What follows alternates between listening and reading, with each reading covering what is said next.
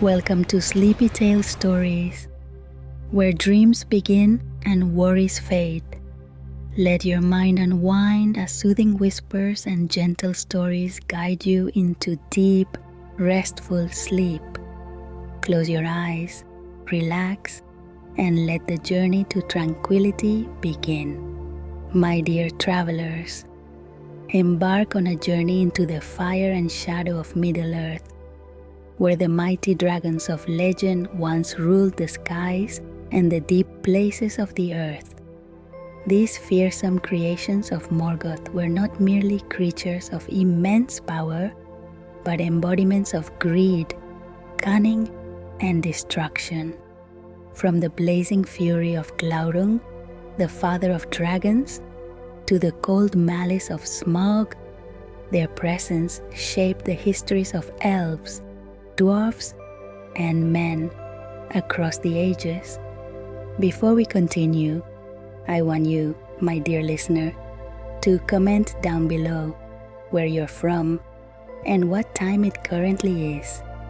In this exploration, we delve into their origins, their devastating role in the First Age, and their enduring legacy into the Third. Each dragon, whether soaring on wing or crawling through the depths, left a mark on Middle-earth's fate. So sit back and let the echoes of these ancient beasts guide you into the heart of their fiery tale. Music fades in. Long before the fires of war engulfed Middle-earth, when the world was still young, Morgoth, the first Dark Lord, sought to bend all creation to his will. Once the mightiest of the Ainur, Morgoth had turned from the harmony of Ilúvatar's design, desiring dominion over Arda. His corruption spread like a blight, and in his efforts to subjugate the free peoples, he brought forth creatures of unparalleled malice to serve him. Among his most fearsome creations were the dragons, beings of fire and shadow, wrought to spread terror and destruction. The origins of the dragons are shrouded in mystery, for Morgoth's craft was dark and twisted, while others, like Olé, shaped their works with care and reverence for the natural order. Morgoth sought only to pervert it.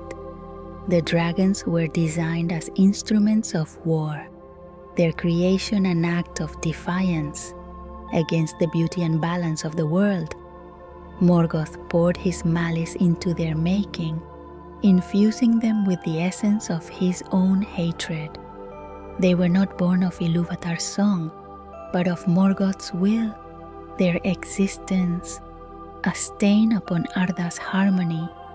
The first of the dragons was Glaurung, the father of dragons, a fire drake, massive, serpentine, crawling upon the ground and belching forth flames. His presence heralded a new age of fear in Middle-earth, for he combined the brute force of Morgoth's earlier creations with an unprecedented level of cunning and malevolence. Glaurung's debut. During the Dagor Bragolach, the Battle of Sudden Flame, marked a turning point in Morgoth's war against the elves. He tore through their defenses with devastating power, leaving ruin in his wake. Morgoth continued to refine his designs. After Glaurung's initial appearance, the dragons were the peak of his ability to twist the natural order into something wholly his own. They were his weapons of terror, designed not only to destroy, but to instill dread. Morgoth understood that fear could often achieve what sheer force could not, and the mere sight of a dragon was enough to break the resolve of even the bravest warriors. The creation of the dragons was also an extension of Morgoth's philosophy to dominate through corruption, just as he had twisted elves into orcs and great spirits into bound balrogs. So too did he take the raw potential of Arda and shape it into something monstrous. It is unclear whether dragons were crafted entirely by Morgoth or if they were bred from existing creatures, but their connection to his will was absolute. Their emergence in the First Age gave Morgoth a decisive advantage in his wars. Their sheer destructive power overwhelmed the Free Peoples, and their presence on the battlefield changed the course of entire conflicts. The elves of Beleriand, despite their valor and skill, were hard-pressed to defend against such foes. Morgoth unleashed Glaurung and his ilk at pivotal moments, turning battles in his favor and forcing his enemies to retreat before the onslaught. But Glaurung was only the beginning. Morgoth continued to perfect his designs, leading to the creation of dragons with wings. And then came Ankalagon the Black, the first of the winged dragons, vast, terrible, unlike anything seen before, with the power of flight and the fire of ruin in his breath. The dragons evolved into Morgoth's ultimate weapons of war. But this came only later in his reign. The origins of the dragons were steeped in Morgoth's insatiable desire to dominate and destroy. From the first fiery breath of Glaurung to the terror wrought by his successors, these creatures embodied the malice of their maker. Their creation was not just a physical act, but a symbolic one, a reflection of Morgoth's rebellion against the light and order of Arda. And as Morgoth's influence grew, so too did the diversity of his creations. Dragons began to take on varied forms, each uniquely suited to the role they would play in his plans for domination. Their evolution as instruments of war and fear laid the foundation for the devastation they would bring in the battles of the First Age and beyond. With the rise of dragons, Morgoth's war machine gained a new and terrible power. The Free Peoples faced not only the physical destruction wrought by these creatures, but the psychological toll of their presence. Yet, as devastating as the dragons were, they were only the beginning of Morgoth's designs, a dark chapter in the long history of his rebellion. As Morgoth refined his dark craft, the dragons he created began to take on distinct forms, each designed to fulfill specific roles in his war against the Free Peoples of Middle-earth. These creatures, terrible in power and cunning, came to be classified by their physical and elemental traits, which evolved over time, from the earliest fire drakes to the winged dragons of the later First Age. Each type brought its own brand of destruction to the battlefield, spreading fear and chaos wherever they roamed. The first and most infamous type of dragon, the fire drakes, or Uruloki, were creatures that breathed fire, making them devastating tools of destruction. These dragons did not possess wings in their earliest forms, instead slithering and crawling across the earth like massive serpents. Glaurung, the father of dragons, was the foremost example of a fire drake. His ability to unleash torrents of flame was matched by his immense size and strength, enabling him to destroy fortresses and armies with ease. Glaurung set the standard for what fire drakes could achieve, not only raw physical power, but also psychological warfare, as the destruction they wrought often left survivors demoralized and broken. The term Uruloki specifically refers to fire-breathing dragons, and though Glaurung himself was wingless, later fire drakes were capable of flight. These later dragons combined the fiery devastation of their kind with the tactical advantage of the skies, marking a significant evolution in Morgoth's designs. Unlike their fiery counterparts, cold drakes lacked the ability to breathe fire.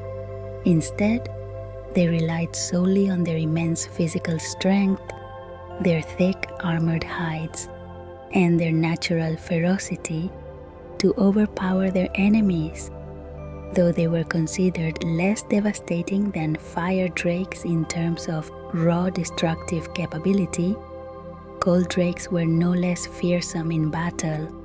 Cold drakes became particularly prominent in the Second and Third Ages. Long after Morgoth's defeat, they were especially noted for their attacks on the dwarves of the Grey Mountains, where they laid waste to many of their halls and hoarded the treasures of their victims.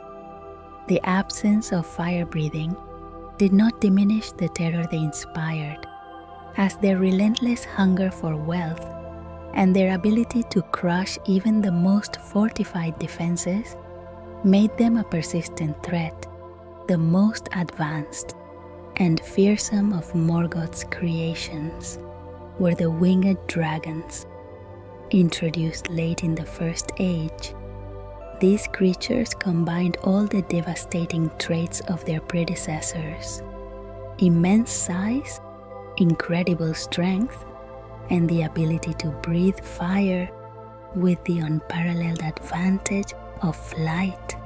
The first and greatest of the winged dragons was Ancalagon, the Black, whose appearance marked a turning point in Morgoth's strategy. His colossal size and terrifying presence made him the most powerful of all dragons, setting a new standard for devastation. Morgoth's reliance on winged dragons reflected his need for a decisive advantage. As the First Age neared its end, their ability to dominate both land and sky made them unmatched on the battlefield. But their emergence was short-lived, as their greatest battles also marked their demise. The progression from fire drakes to winged dragons reflects Morgoth's continuous refinement of his creations. In the early days, dragons like Glaurung were formidable, but limited in their mobility, confined to crawling across the land. Over time, Morgoth improved their design, adding wings and enhancing their physical capabilities to make them even more effective weapons. This evolution also mirrored Morgoth's increasing desperation, as his dominion over Middle-earth was challenged by the Valar and their allies. He poured more of his malice and cunning into the dragons, pushing their abilities to their limits. The winged dragons represented the peak of his designs, combining the traits of previous generations with the ability to dominate both land and sky. Despite their power, dragons were never numerous. Morgoth's designs were complex, and the process of creating these creatures likely required immense effort and resources. Dragons were not a common sight on the battlefield. Instead, they were deployed strategically, their appearances calculated to achieve maximum impact. Even after Morgoth's defeat and the end of the First Age, dragons remained rare. The surviving fire drakes and cold drakes became scattered, retreating into the remote regions of Middle-earth. By the Third Age, only a few dragons remained, with Smaug standing out as the last great dragon. The diversity of dragons ensured that their terror endured across the ages, from the fiery devastation of fire drakes to the crushing might of cold drakes and the aerial dominance of winged dragons. Each type inspired a unique kind of fear. Their legacy was not only one of destruction, but also of dread, as the mere rumor of a dragon's presence was enough to unnerve entire kingdoms. The knowledge that these creatures could strike from above, below, or within fortified strongholds left an indelible mark on the histories of elves, men, and dwarves. The variety among Morgoth's dragons reflected his relentless pursuit of perfection, with each type playing a crucial role in his war against the free peoples. From the lumbering power of fire drakes to the airborne menace of winged dragons, their influence shaped the history of the First Age. It was during this age that the dragons left their greatest mark, with Glaurung and Ankalagon standing as symbols of Morgoth's destructive ambition. As Morgoth's designs grew in complexity and power, the First Age became the stage for the dragon's most devastating roles, introduced as instruments of terror and destruction. These creatures reshaped the course of history with their immense strength and cunning, while Glaurung, the father of dragons, first emerged as Morgoth's harbinger of ruin. It was the later arrival of Ankalagon the Black that marked the peak of their might. Together, these creatures left an indelible mark on the First Age, embodying the malice and ambition of their creator. The debut of dragons in the wars of the First Age began with Glaurung, a creature of fire and dread, crafted by Morgoth in the depths of Angband. Glaurung was the first of his kind, a fire drake of immense size and power. His serpentine form and ability to unleash devastating flames set him apart from any other being in Middle-earth. But it was his mind, keen, manipulative, and utterly malicious, that made him truly fearsome. Glaurung first emerged during the Dagor Bragolach, the Battle of Sudden Flame. This battle, one of the great turning points of the First Age, saw Morgoth unleash rivers of fire and his deadliest forces upon the free peoples of Beleriand. Glaurung, leading the charge, shattered elven fortifications and scattered their armies. His presence alone, enough to break the resolve of even the bravest warriors. He did not simply destroy, he sowed despair, and his fiery path left ruins. Where once stood great cities and fortresses, while his physical might was unparalleled, Glaurung's true weapon was his intelligence. He was more than a beast. He was a strategist, capable of exploiting the weaknesses of his enemies. This was most evident in his encounter with Turin Turambar, one of the greatest tragic figures of the First Age, Glaurung used his cunning to manipulate Turin, bending the hero's will and leading him to unknowingly bring ruin upon his own family. This manipulation was not born of brute force, but of psychological domination, a reflection of Morgoth's influence. Glaurung's attack on Nargothrond, the hidden stronghold of Finrod Felagund, remains one of his most devastating campaigns. The elves of Nargothrond, despite their strength and skill, could not withstand his flames and cunning. Glaurung destroyed the city, reduced its people to despair, and claimed its treasures for himself. His conquest of Nargothrond demonstrated the dragon's role as both destroyers and symbols of Morgoth's corrupting power.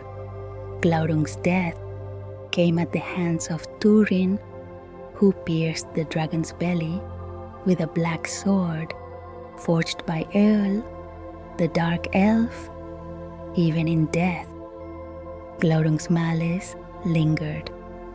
His final words revealed Turin's unwitting crimes against his family, driving the hero to despair. With his demise, the First Age lost its first and greatest fire drake, but the devastation he wrought remained a stark reminder of Morgoth's power. While Glaurung embodied Morgoth's initial success in creating dragons, Ancalagon the Black represented the pinnacle of his designs. Introduced during the War of Wrath, Ancalagon was the first and mightiest of the winged dragons, a creature of unimaginable size and destructive power. The War of Wrath was the final conflict of the First Age, in which the Valar and their allies came to Middle-earth to confront Morgoth, to directly face this overwhelming force. Morgoth unleashed his most terrible creations in a desperate bid to turn the tide. The appearance of Ancalagon and the other winged dragons marked a turning point in the war. As these airborne terrors brought devastation on an unprecedented scale, Ancalagon was described as being so immense that his shadow alone spread terror across the battlefield. His ability to rain fire from above gave Morgoth's forces a decisive advantage, allowing them to strike from both the land and the sky.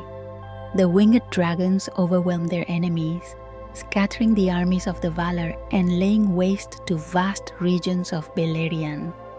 Despite his power, Ancalagon met his end in one of the most dramatic moments of the First Age. Erendil the Mariner, who bore the Silmaril, confronted Ancalagon in the skies above Morgoth's fortress of Angband.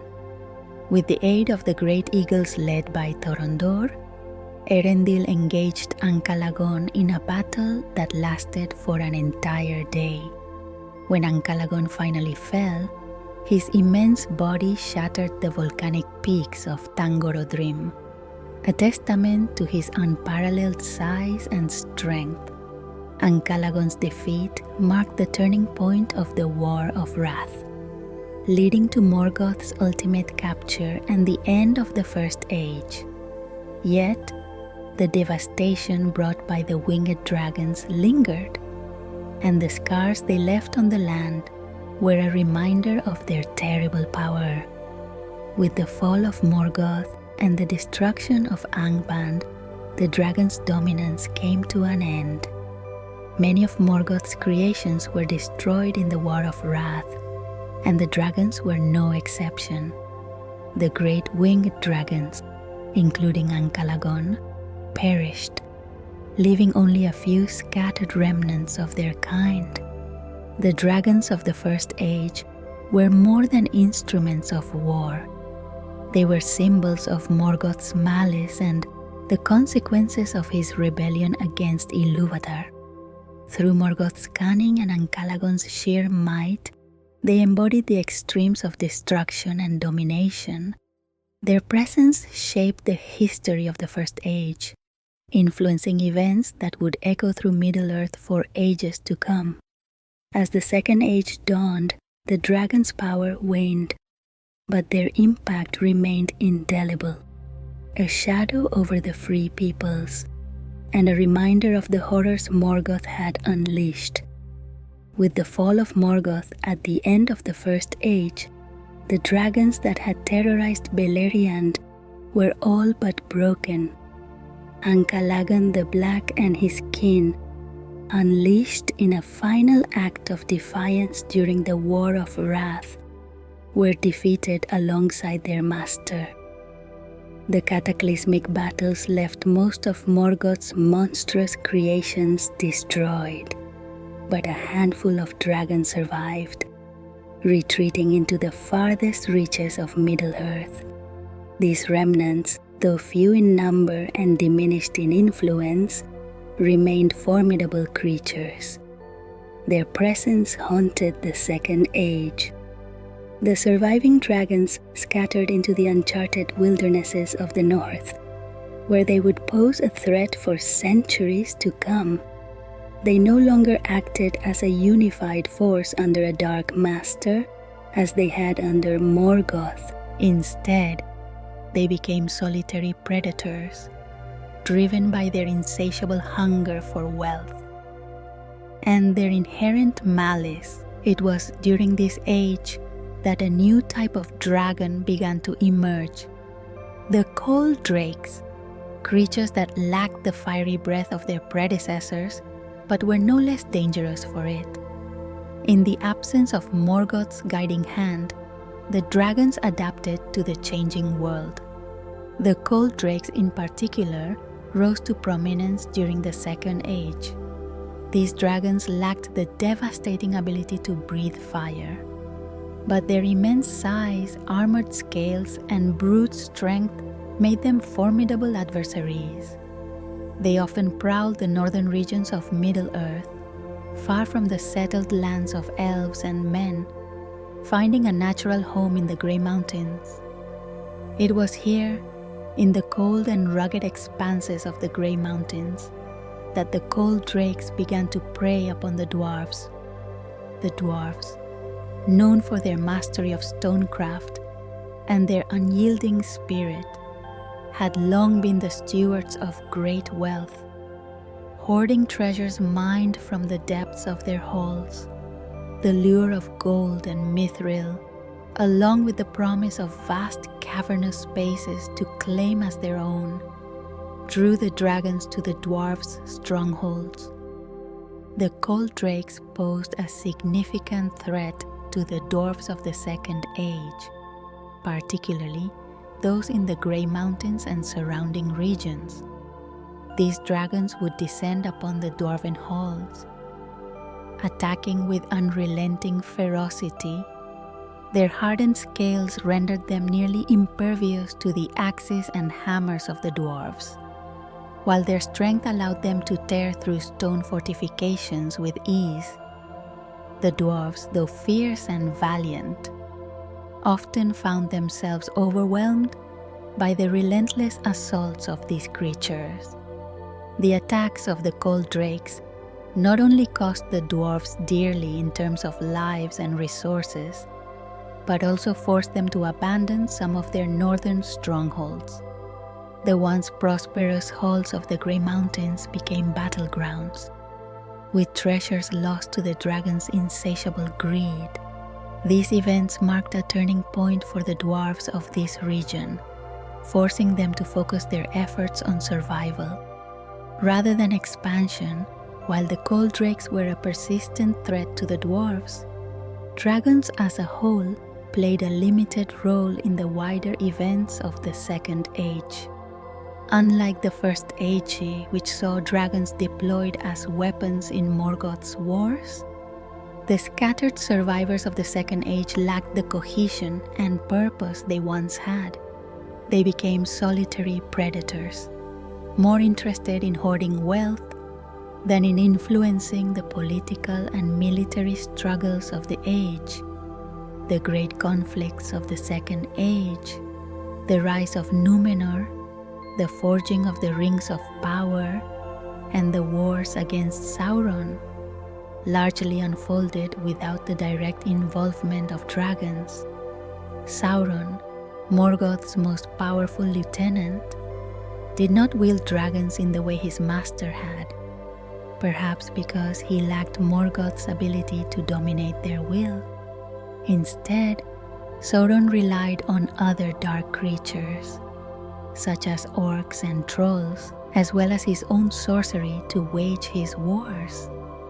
This absence of dragons from the major conflicts of the Second Age contributed to their gradual decline in influence. While they remained fearsome and dangerous, their actions were localized, often limited to skirmishes with the dwarves and isolated attacks in the northern regions. By the end of the Second Age, the dragons of Middle-earth were already a fading force. Their numbers had been severely diminished during the War of Wrath, and their isolated nature made them vulnerable to the passage of time. Unlike the elves, who could endure the ages, or the dwarves, who thrived in their strongholds, dragons relied on their strength and cunning to survive. Without Morgoth's dark will to unite them, they became scattered relics of a bygone era.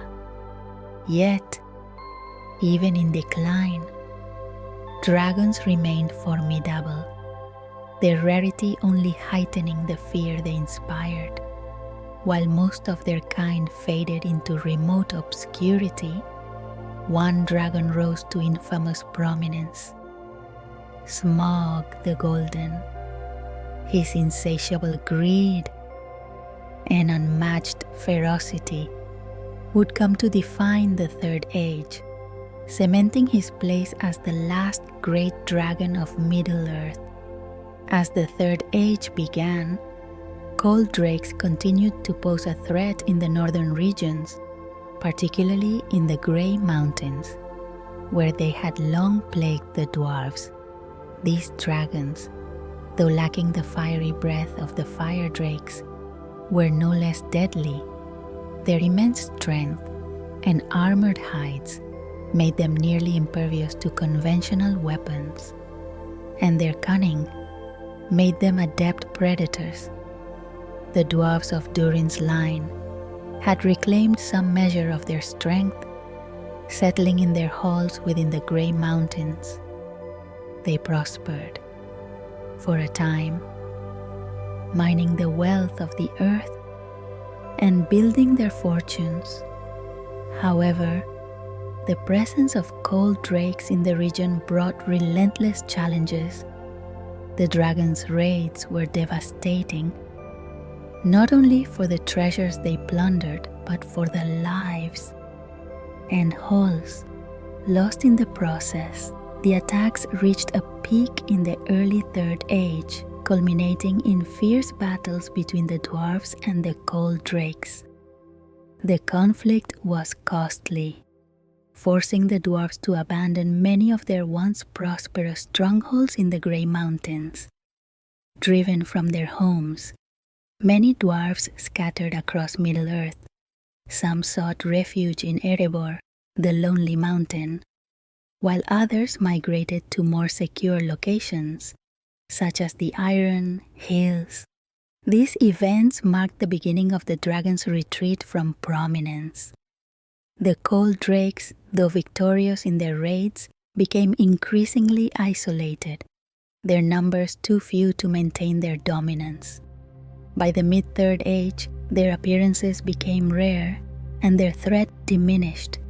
paving the way for the rise of a singular dragon who would eclipse them all, Smaug, a fire drake of extraordinary power. Emerged in the later centuries of the Third Age, unlike the cold drakes of the Grey Mountains, Smaug possessed the devastating ability to breathe fire, and his insatiable greed for wealth drove him to seek the grandest hoards in Middle-earth. Though little is known of his origins, his rise as a force of terror was swift and decisive. Drawn by the wealth amassed by the dwarves of Erebor, Smaug descended upon the lonely mountain in 2770. At the time, Erebor stood as a beacon of prosperity, its halls filled with treasures mined from the mountain's depths. The nearby city of Dale thrived under the dwarves' protection, its people benefiting from trade and friendship with their neighbors. Smaug's attack was sudden and overwhelming. With his fiery breath and immense strength, he laid waste to Dale, reducing the city to ash. The dwarves of Erebor, despite their resilience, were unprepared for such an assault. Smaug tore through the mountain's defenses, slaughtering those who stood against him and driving the survivors into exile. Within hours, the once thriving kingdom of Erebor had fallen. Smaug claimed the lonely mountain as his own, turning its vast halls into his lair. There, he sprawled atop the immense hoard of gold, jewels, and mithril that the dwarves had spent centuries accumulating. His greed knew no bounds. He jealously guarded his stolen treasure, ensuring that no one approached without facing his wrath. Smaug's presence in Erebor cast a long shadow over the surrounding lands. The once prosperous region became desolate, its people scattered, its cities abandoned. The dwarves of Durin's line, now exiles, wandered Middle-earth seeking refuge and dreaming of reclaiming their home. Thorin Oakenshield, the heir to Erebor, carried the weight of this loss, vowing to one day avenge his people and restore their kingdom. Smaug's reign over Erebor had consequences that extended far beyond the lonely mountain. His presence disrupted trade and prosperity throughout the region, leaving the lands around Dale impoverished and vulnerable. His reputation as a fearsome and cunning creature grew, spreading fear across Middle-earth. In The Hobbit, Smaug's role as a central antagonist showcases his immense power and the danger he posed to even the bravest adventurers. Bilbo Baggins, chosen by Gandalf to aid Thorin and his company in reclaiming Erebor, experienced Smaug's wrath firsthand. Smaug also held symbolic significance in Tolkien's narrative as a creature consumed by greed and driven by an unquenchable lust for gold. He represented the corrupting influence of wealth and power. His destruction of Erebor and Dale stood as a testament to the consequences of unchecked avarice, a theme that resonated throughout Tolkien's work. Smaug's death came at the hands of Bart the Bowman, a descendant of the Lords of Dale. In 2941 of the Third Age, Thorin and his company succeeded in reaching Erebor. Drawing Smaug's attention, enraged by the intrusion, Smaug unleashed his fury upon Lake Town, the human settlement on the Long Lake. As Smaug descended upon the town, spreading fire and destruction, Bart took up a great black arrow, his family's heirloom, and loosed it into the sky. Guided by the knowledge of a vulnerable spot in Smaug's underbelly, a flaw in his otherwise impenetrable armor, Bart's arrow struck true. The dragon fell from the sky, his fiery body crashing into the lake, extinguishing his life in a final burst of fury. The death of Smaug marked the end of the great dragons of Middle-earth. With his fall, the last vestige of Morgoth's terrible creations was extinguished. Yet Smaug's demise also brought renewal. The dwarves of Durin's line reclaimed Erebor. Bard restored the kingdom of Dale, and the region began to heal from centuries of desolation. With the death of Smaug and the reclaiming of Erebor in the Third Age, the last great dragon of Middle-earth passed into legend. Though their fiery breath and devastating presence no longer haunted the free peoples, the memory of dragons lingered, woven into the fabric of Middle-earth's history and culture.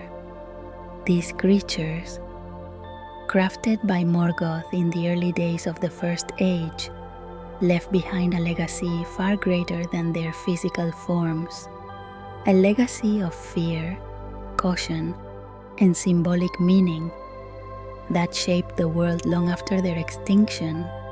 Dragons in Tolkien's legendarium are not merely creatures of physical power, they embody greed and corruption in their most destructive forms. Morgoth designed them as instruments of domination, but their behavior also reflected the flaws of their creator. Just as Morgoth sought to hoard and control the light of the two trees and the Silmarils, so too did dragons hoard treasures. Driven by an insatiable hunger for wealth that extended beyond need or reason, the dragon's greed was more than a physical compulsion. It was a symbol of moral corruption. Their hoards, vast and glittering, became prisons for their avarice, locking them into an endless cycle of possession and paranoia. Smaug's obsession with the treasures of Erebor, for example, mirrored Morgoth's fixation on the Silmarils, showing how greed could consume even the mightiest of beings. This symbolic connection between dragons and greed is evident in the stories of those who encountered them. The dwarves of Durin's line, with their own deep love of gold and gems, often clashed with dragons in ways that underscored the dangers of avarice. The destruction of Nargothrond by Glaurung and the fall of Erebor to Smaug serve as cautionary tales, warning of the perils of unchecked desire for material wealth. Dragons left an indelible mark on the histories and cultures of the free peoples, their deeds shaping events and inspiring caution for generations. No race in Middle-earth felt the impact of dragons more deeply than the dwarves. Their wealth, mined from the depths of the mountains, drew dragons like moths to flame. From the First Age, when Glaurung destroyed Nargothrond, to the Third Age, when Smaug claimed Erebor, the dwarves suffered greatly at the claws of these creatures. The dwarves' battles with dragons were not only physical, but also existential. Their love for crafting beautiful things, gold, mithril, and gemstones, was part of their very nature, instilled in them by their maker, Ole. Yet this love often brought them into conflict with dragons, whose greed outstripped even their own. Over time, the stories of these encounters became part of dwarven lore, shaping their culture and attitudes toward wealth and cautioning against the dangers of greed. Even after their extinction, dragons remained a potent presence in the imaginations of Middle-earth's peoples. Their stories were retold in song and verse, preserving their legacy as both warnings and wonders. The tales of Glaurung, Ankalagon, and Smaug became part of the cultural fabric of Middle-earth, serving as both historical records and moral lessons. The memory of dragons also influenced how treasure hoards were viewed. Gold and jewels, once symbols of prosperity and craftsmanship, became tinged with danger in the context of dragon lore. Hoards of wealth left unguarded or unclaimed were seen not only as tempting prizes, but as potential sources of corruption, capable of drawing greed and strife to those who sought them. Dragons also became symbolic of the struggles that defined Middle-earth, the tension between creation and destruction, the pursuit of power, and the dangers of ambition unchecked by wisdom. Through their stories, the peoples of Middle-earth were reminded of the costs of greed and the importance of resisting its allure. Dragons, as beings of immense power and destruction, were deeply tied to the broader themes of Tolkien's work. They were not only reflections of Morgoth's malice, but also mirrors of the darker aspects of those who encountered them. Their hoards symbolized the weight of greed, their presence a reminder of the consequences of ambition. Yet, alongside their destructive legacy, dragons also inspired acts of courage, resistance, and resilience. The slaying of Smaug, the reclamation of Erebor, and the triumphs of Thorin and Bard showed that even the mightiest of creatures could be overcome by determination and skill. These stories, passed down through generations, became a source of hope as much as caution. As Middle-earth moved into the Fourth Age, the memory of dragons persisted, their stories continuing to shape the world they had once terrorized, though their fiery breath and vast shadows had vanished. The lessons they left behind endured, a legacy as unyielding as the mountains they once called home. And so, dear travelers, the tale of the dragons comes to an end, their fiery breath now a distant memory, and their mighty forms lost to the passage of time. Yet their stories endure, woven into the fabric of Middle-earth's history, a reminder of the strength and resilience of its peoples. As you close your eyes tonight, let the echoes of these ancient tales carry you into dreams of faraway mountains and forgotten hordes. Imagine the peaceful quiet of a world where the last dragon has flown and all that remains is the soft song of memory. Rest well, my friends, and good night.